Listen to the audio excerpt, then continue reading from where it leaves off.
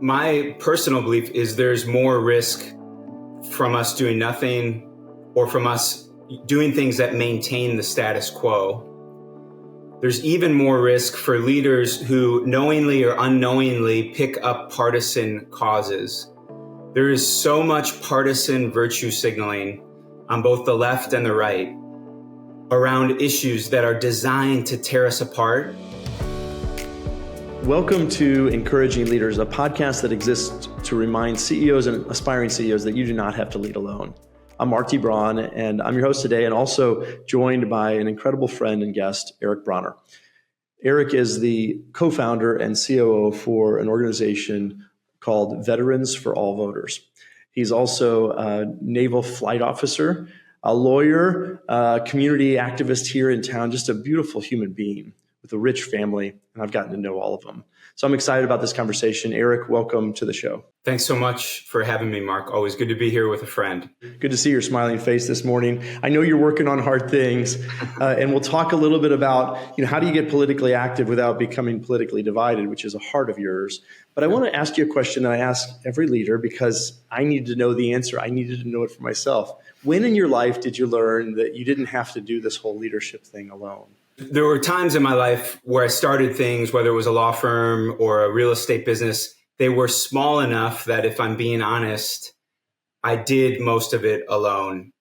There's a certain, I guess I was going to say arrogance or pride that I got this figured out, I can do this. Starting this national nonprofit was not something I'd ever done before. And working to turn it into an actual movement with real people getting activated in all 50 states. That's not something I had experience in working in law and real estate here in Webster Groves.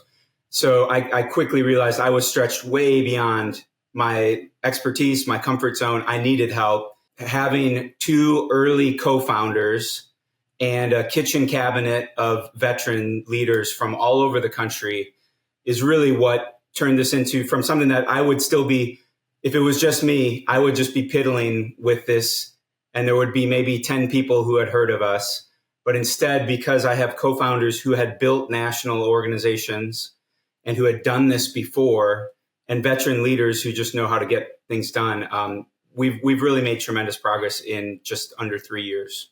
Yeah, well, it's really something interesting. It's common that I hear a lot in this question is when you started doing something grand, when you tried to do something way above the level that you can accomplish alone, you figured out this isn't going to work if I do it by myself. And so you can either stay small and do it by yourself, or you can say, I want to accomplish something in the world. I want to see something created, and it takes those around us helping us. So I love that answer. Well, I mean, you took us right into it. Tell me a little bit about what gave you passion for Veterans for All Voters. Why work on this? Yeah, thanks, Mark. And before we go there, I do want to give a shout out to I did during this time of transitioning from real estate and law to this new big mission. I hired an executive coach. And that made a tremendous difference. Again, I wouldn't have known how to hold myself accountable. I wouldn't have known next steps, metrics, all of those things. To have a built-in person on my team as a trusted advisor, that was huge. So big props out to my coach. Yeah, that's cool. Well, they sometimes don't get mentioned, which is I hired my first coach 20 years ago. Before that, I accidentally got them as the leader who hired me. Was either a coach of mine or they were not. Some leaders have that inside of them. Some decide to do that work and some don't. And then when I remember, I was like, holy cow, I can't make it this next level. I was a VP and I was like, I don't know what to do. And The person above me wasn't a coach. They weren't coaching me. And so I was like, I need help. And so I hired my first one 20 years ago. So it's an interesting step out and saying I need help, a clear direction there. Yes. Yeah. So that was transformational for me. And then going back to your question of the passion, Veterans for All Voters, how did this come to be? It really was a podcast on Freakonomics Radio that sparked my interest. I was that strange person who's always been interested in politics.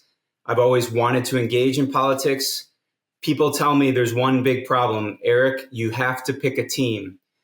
And I've never wanted to pick either the red team, Republicans, or the blue team, Democrats.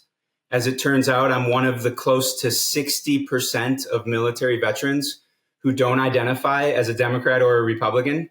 And I got tired of people telling me to pick a team. And I heard this podcast on Freakonomics Radio called America's Hidden Duopoly. And it was so compelling, Mark. It was a business framing, a Harvard Business School professor, Michael Porter, and a Wisconsin businesswoman named Catherine Gale, talking about politics as a very unhealthy, anti-competitive duopoly. And it's the lack of competition that's getting us such terrible outcomes. They proposed real solutions. And my first question was, who's doing this work in Missouri? I want to get involved. Wow, you saw you had always had a passion for politics, but couldn't figure out which team to join because you didn't want to. Right. You mentioned a statistic there: 60% of veterans are independents. What do you think? First of all, what percentage of overall people not in the military are? Right. It's depending on the latest Gallup poll, it's around 50%. Okay. Sometimes it's a little less. Sometimes it's gone to 51% as of June. All right. So 50% of general population, 60% of military. So there is still a difference. Tell me, what do you think that gap is? Like, why more military are independent than others? There's a couple reasons. I really think, most veterans, if you sign up to serve in the military, right, you understand your duty is first and foremost to the Constitution. That's the oath we swear. And many active duty military do not want to be involved in partisan politics at all. I've heard so many stories, Mark, of really incredible military leaders who intentionally choose not to vote or not to join a party because they don't want to be perceived as a partisan actor. They don't want to cause issues with morale with half of their troops who might be vote a different way than them. It's so interesting. So the consequences of leadership in military are life and death. I'm going to restate that because I believe it. We have a son who served, and the consequences of leadership in the military are life and death, and they know that and hold that responsibility so close to their heart, and say we cannot be caught up in partisan politics because the decisions we make have to be for the better of the mission, not just for one side or the other. Yes. Well, I think about the growing number of independents, we can, whether we call it the middle or the independent, whatever word you want to say, that are very, very frustrated at the polarization and that they can see no solution on the right and no solution on the left. And they want something to do, but they basically, you mentioned it, some of them are just not voting or staying out or staying off the field. Tell me, what other options exist? Yeah, so let's transition to some really good news.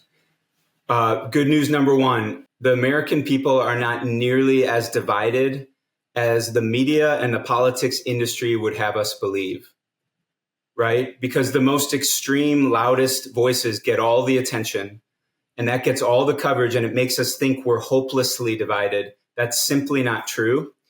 There is a reasonable, exhausted American majority. And like you said, Mark, many of us in that reasonable majority feel like we don't have any good choices. There's no good options. There's no one who really represents us. So then what's the solution? The solution, I talk about some of the threats to our work is apathy. One, lots of people tuning out. Two is misdirected anger, because the industry just wants to keep us mad at it's all their fault. It's all their fault. That's not helpful. Right. A third threat is goodwill and good intentions, but directed toward things that just don't matter, that don't really change or fix the problems. So what can people do? They can get involved with nonpartisan reform organizations. There's thousands of them. Every state has, most cities have good government reform organizations. And the hard thing is, though, Mark, there's a little bit of risk involved.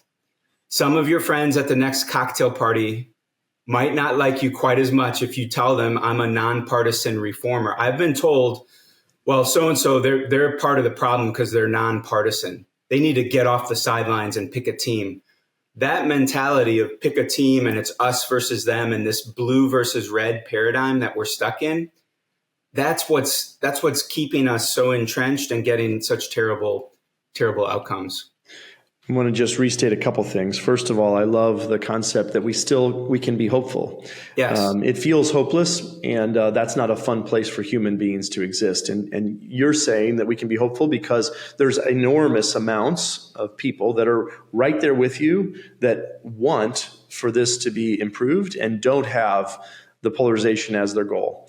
And that we're not as divided as we're led to believe. So, that can give us hope. I love that one. The other one is that I'm hearing is that there are actual actions that we can take. The part that I hear is it's risky. There's some risk. And so taking action always takes risk. We're leaders. The people that are listening to this podcast are CEOs or aspiring CEOs. They're used to risk. And so the question is, what's the risk? How do they manage that risk as they go out and lead? They have to do that in CEO roles as well. So talk to us about the risk and how do we manage it? My personal belief is there's more risk from us doing nothing or from us doing things that maintain the status quo. There's even more risk for leaders who knowingly or unknowingly pick up partisan causes. There is so much partisan virtue signaling on both the left and the right around issues that are designed to tear us apart and they're not issues that actually solve our country's biggest problems.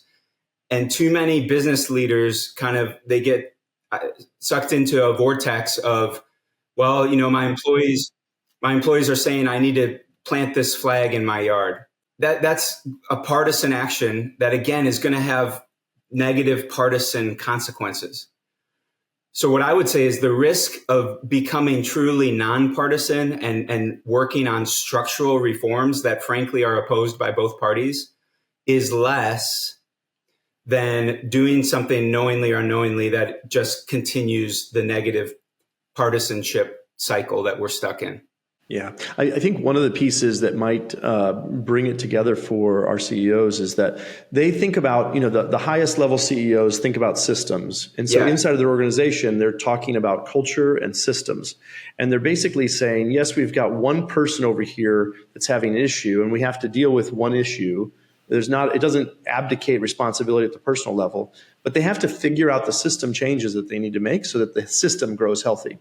Yes. And so what I'm hearing you say is they just need to use that same brain power and think about the system instead of the policy, instead of the one item, which flag do you carry. Think about the system as a whole and talk system, speak system, and say that for the purpose of all, we have to fix the system. Yes. I do feel like it's less risky than either side. I do coach CEOs, and sometimes they do get political in their thinking and judgmental in their thoughts, like that's wrong, that's right, and especially things that matter they're to them. And so the part that's hard is if they say I am pro X, Y or Z, whatever it is, and they take that stance hard, they're going to have people underneath them that are going to be against them and lose trust. And that's risky. And so the idea that they can stand with values and principles and say the system has to work and they can go back to the foundation of our country, the statements of we treat everybody equally. We're working to get everybody's voice involved. Democracy works. We need to actually work for it. And so they can say those things strongly in their voice instead of planting a flag. I really think that's I needed that message today. I'm listening to you not for them. I'm listening to you for me because I need to understand as CEO, how do I actually go out and get politically active and not get politically divided? Yes. At the cocktail party, so our friends are going to lead in different ways, and we have to choose how we're going to lead. So let's say we've decided we want to go after this idea of fixing the system instead of voting for one guy or one person. Tell us how to have that conversation with an individual at a party. What does that look like? So I like to start with a question of, do you think the current system is working well? I've never had anyone say yes. The closest you get are people on the inside who say, yeah, I think it's, well, sure, it's buttering your own bread. You think it's working for you. but people outside of the system don't think it's working. So then I say, have you heard of solutions such as nonpartisan primary elections or voting alternatives such as ranked choice voting, majority winner voting methods? Most people have never heard of them, right? So then it's just an educational conversation. Sometimes they've heard negative things from a partisan friend, an insider who's told them, oh, those open primaries are terrible because of X, Y, and Z, or ranked choice voting. It's a Trojan horse to get Democrats elected in red states, which is the number one myth we hear around the country. And then you just have to be prepared with a little bit of knowledge to say, well, but my understanding is the Democrats oppose these reforms too, which is true. Both parties oppose these reforms. In a blue state, it's Democrats. In a red state, it's Republicans. So wait, if both parties oppose these reforms, then who are they good for? And if they don't agree with any of these things that you're saying, then you ask, what is your solution then? Because you said the system's not working. So and then they might bring up term limits or campaign finance reform. And that's where there's two different books that I recommend to everyone. And one of them just goes through all of the proposed reform solutions and asks, is it powerful and achievable to fix bad incentives? And if the answer is no to either of those, then it's not really going to change anything. And there's only a certain subset of reforms that are both powerful and achievable. I like it. Basically, you're looking for effective reforms, not things that are not going to actually change the needle. Can you bring those two books up? Because I know that you've shared them before, just so our folks can hear those names. Yes. So the first one is The Politics Industry. And these are the two folks I heard on the podcast, Catherine Gale and Michael Porter, Harvard Business School professor. And she took Porter's 5 forces and applied it to politics, so it's really fascinating business framing on politics. And as the most powerful, achievable solution, they propose 2 things: abolish partisan primaries, get rid of do you want the Democratic ballot or the Republican ballot in the first round of voting? Why? Because private political parties have no business telling voters they can't vote for a candidate in a public election. And then have 4 or 5 candidates go to November for every race, so that you'll have 4 or 5 candidates competing on a level playing field, and then use instant runoff voting to get a true majority winner. And we're going to find those under what are the titles that we're going to be listening for in our reforms? Yes. So Final Four voting. Final Four voting. That's the Alaska election model, which is a combination of an open primary and a top 4 instant runoff, which I realize might sound like Greek for folks who've never heard of it.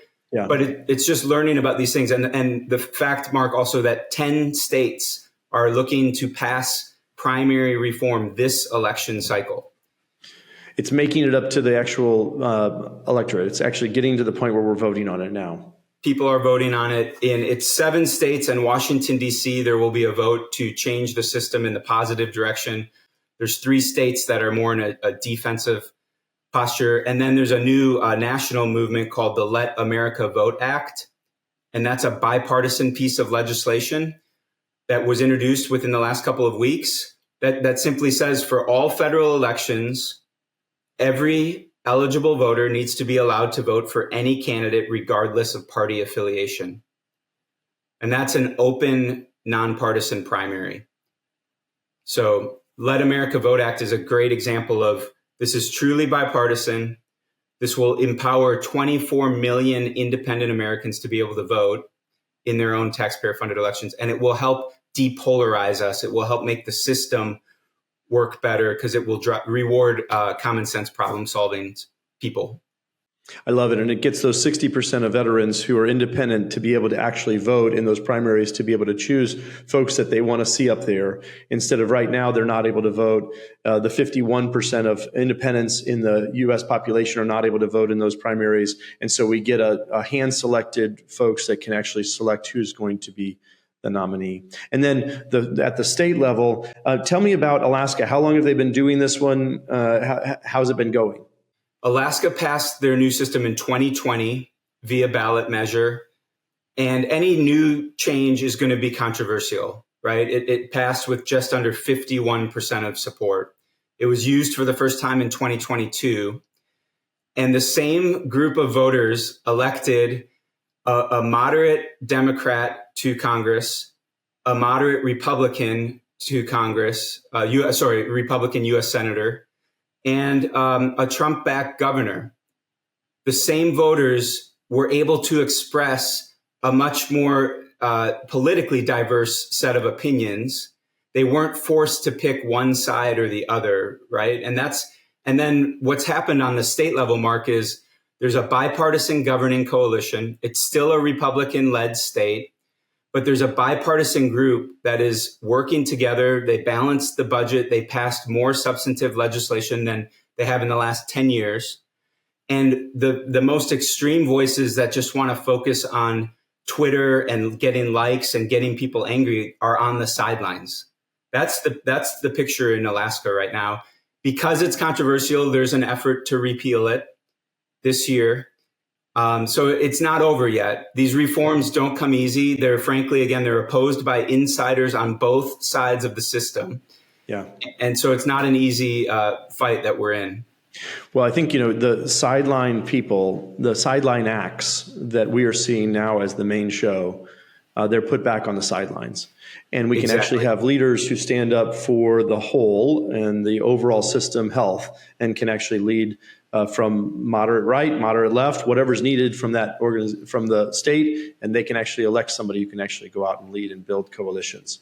Yes. It is. I mean, I got chills. I don't get chills often, but whenever I hear something that has potential to make a change, my goosebumps come up. And so I can feel that. And I just appreciate all of the work that you're doing right now. I know that you're going to be in front of a St. Louis group of business leaders at YPO on October 22nd at Old Warson. I would love for you to be able to share those kind of messages and get some activation from our business leadership, because our business leadership doesn't know where to aim. And unfortunately, we're not given good choices. And we know that we stand for things. We know we can lead. It's actually a group of humans that has still the highest level of trust with their people, because they're not taking these political sideline acts as their only method. They're saying we're going to have a group going collectively to a common vision. And so this is a group that I would love to see activated with you and for you. Where can we find you on the web? How can we get in touch with you, and how can we support your efforts? Yeah, thank you so much, Mark. So veteransforallvoters.org is our website. We have a lot of great information, some simple explainer videos. There's a page that says Take Action.